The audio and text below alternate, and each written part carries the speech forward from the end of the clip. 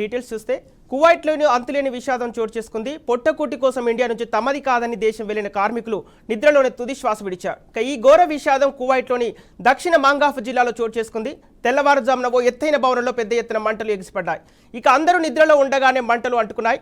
దీంతో నిద్రలోంచి మేల్కొనే లోపే మంటలు పొగలు అమ్ముకున్నాయి. దీంతో తప్పించుకునే మార్గం లేక అక్కడే 40 మంది భారతీయులు సజీవ దహనమయ్యారు. పదుల కొద్ది భారతీయులు గాయాల పాలయ్యారు. వీరంతా ఇండియాలోని ఆయా రాష్ట్రాల నుంచి కార్మికులుగా వెళ్లి ఆ భవనంలోనే ఉంటున్నారు. సమాచారం అందుకున్న కుటుంబ సభ్యులు తీవ్ర విషాదంలో మునిగిపోయారు. ఇదిలా ఉంటే మృతుల సంఖ్య మరింత పెరిగే అవకాశం ఉన్నట్టు తెలుస్తోంది.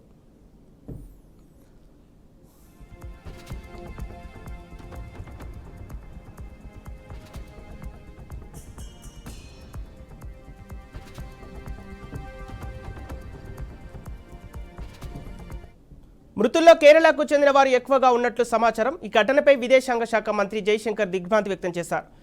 భారత రాయబారి కార్యాలయం నుంచి కేంద్ర మంత్రి సమాచారం సేకరిస్తున్నారు. మృతుల కుటుంబాలకు జైశంకర్ సానుభూతి తెలియజేశారు. క్షతగాత్రులు త్వరగా కోలుకోవాలని ప్రార్థించారు.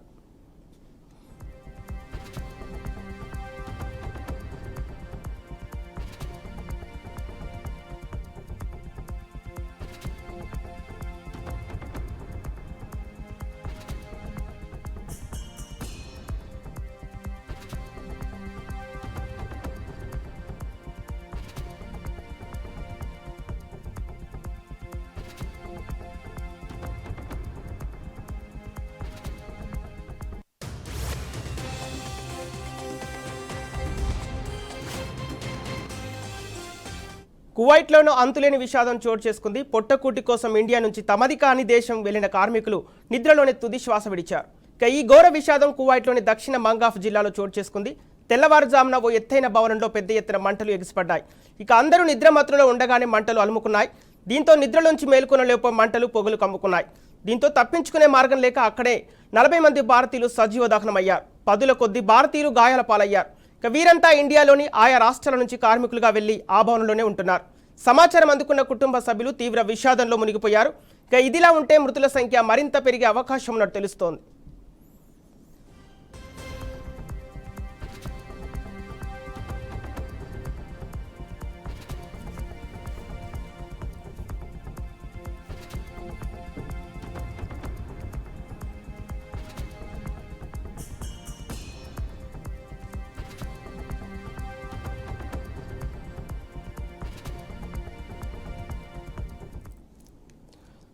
మృతుల్లో కేరళకు చెందిన వారు ఎక్కువగా ఉన్నట్లుగా సమాచారం. ఈ ఘటనపై విదేశాంగ శాఖ మంత్రి జైశంకర్ దిగ్భ్రాంతి వ్యక్తం చేశారు. భారత రాయబార కార్యాలయం నుంచి కేంద్ర మంత్రి సమాచారం సేకరిస్తున్నారు. మృతుల కుటుంబాలకు జైశంకర్ సానుభూతి తెలియజేశారు. క్షతగాత్రులు త్వరగా కోలుకోవాలని ప్రార్థించారు. బాధిత కుటుంబాలకు అండగా ఉంటామని, సహాయం అందిస్తామని కేంద్ర మంత్రి హామీ ఇచ్చారు. మరోవైపు రంగంలోకి దిగిన అగ్నిమాపక సిబ్బంది మంటలను అదుపులోకి తీసుకొచ్చారు. అధికారుల దగ్గర ఉండి పరిస్థితులు సమీక్షిస్తున్నారు. ప్రమాదానికి గల కారణాలపై కూడా దర్యాప్తు చేస్తున్నారు. భవనంలో పెద్ద ఎత్తున కార్మికులు ఉన్నారని, పొగ పీల్చడం వల్లే మరణాల సంఖ్య పెరిగిందని సీనియర్ పోలీస్ కమాండర్ తెలిపారు. దీనికి సంబంధించిన పూర్తి డీటెయిల్స్ మా డిప్యూటీ అవుట్పుట్ వెంకట్ అందిస్తారు. వెంకట్. సంపత్, కువైట్ లో భారీ అగ్ని ప్రమాదం జరిగింది. ఎక్కడైతే కార్మికులు ఇతర దేశాల నుంచి వచ్చి ఎక్కడైతే కార్మికులు ఎక్కువ నివసిస్తూ ఉంటారో ఆ ప్రాంతంలో, అంటే దక్షిణ మాంగాఫ్, ఆ ప్రాంతం దక్షిణ మాంగాఫ్ అంటారు. అక్కడ ఆ ఏరియాలో ఉన్నటువంటి ఒక భవనంలో మంటలు చెలరేగడం వల్ల చాలా మంది చనిపోయిన పరిస్థితి. ఆల్మోస్ట్ 40కి పైగా చనిపోయినట్టుగా తెలుస్తుంది. వీరిలో కొంతమంది సజీవ దహనం అవగా, మరి కొంతమంది ఆ పొగను పీల్చుకోవడం వల్ల ఆ పొగ ఏదైతే ఇంపాక్ట్ లంగ్స్ మీద ఎఫెక్ట్ కొట్టి చనిపోవడం కూడా జరిగింది. అయితే ఇందులో తొలుత నిజానికి ప్రమాదం జరిగిన తర్వాత మృతుల సంఖ్య ఇంతమంది చనిపోయారని వార్త వచ్చినప్పుడు కూడా అందులో భారతీయుల సంఖ్య ఎంత ఉందనేది కొంత ఆలోచన జరిగింది. కానీ తాజాగా మనకు అప్డేట్ ప్రకారం అందిన సమాచారం ప్రకారం అందులో చనిపోయిన వాళ్ళు ఎక్కువ భారతీయుల మంది, ఆల్మోస్ట్ 40 మంది దాకా భారతీయులు ఉన్నారని ఒక సమాచారం ఇప్పటికే అందుతూ ఉంది. దీనికి సంబంధించి భారత విదేశాంగ శాఖ ఇప్పటికే స్పష్టమైన ప్రకటన కూడా చేసింది. భారతీయులు చాలా మంది చనిపోయారని, వాటిని ఎవరైతే గాయపడ్డారో, తీవ్రంగా గాయపడ్డారో అందరినీ సేఫ్ గా వాళ్ళకి సేఫ్ ట్రీట్మెంట్ ఇవ్వడం, లేకపోతే సేఫ్ గా తీసుకొచ్చే ప్రయత్నం చేస్తామని భారత ప్రభుత్వం హెల్ప్ లైన్ నెంబర్ కూడా ఏర్పాటు చేయడం జరిగింది.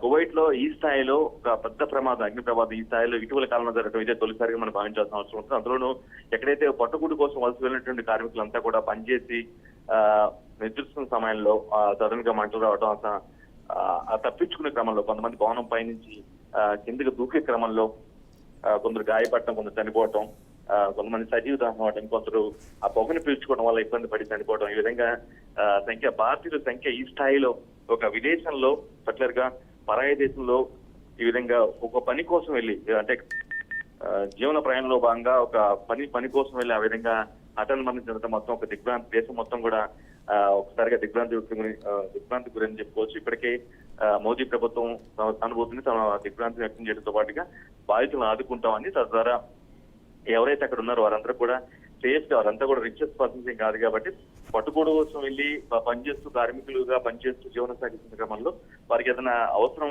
పడి, అంటే హెల్త్ ఇష్యూ కానీ లేదంటే చికిత్సకు సంబంధించి ఏదైనా ఏర్పాటు చేయడం కానీ వీటన్నిటి విషయంలో పూర్తి సహాయ శాఖలు అందిస్తామని ఇప్పటికే విదేశాంగ శాఖ మంత్రి జయశంకర్ చాలా స్పష్టంగా ప్రకటన చేశారు. ఆయన ట్విట్టర్ ద్వారా విషయం మొత్తం కూడా చెప్పడం జరిగింది. బట్ ఆ ప్రమాదంలో ఎక్కువ మంది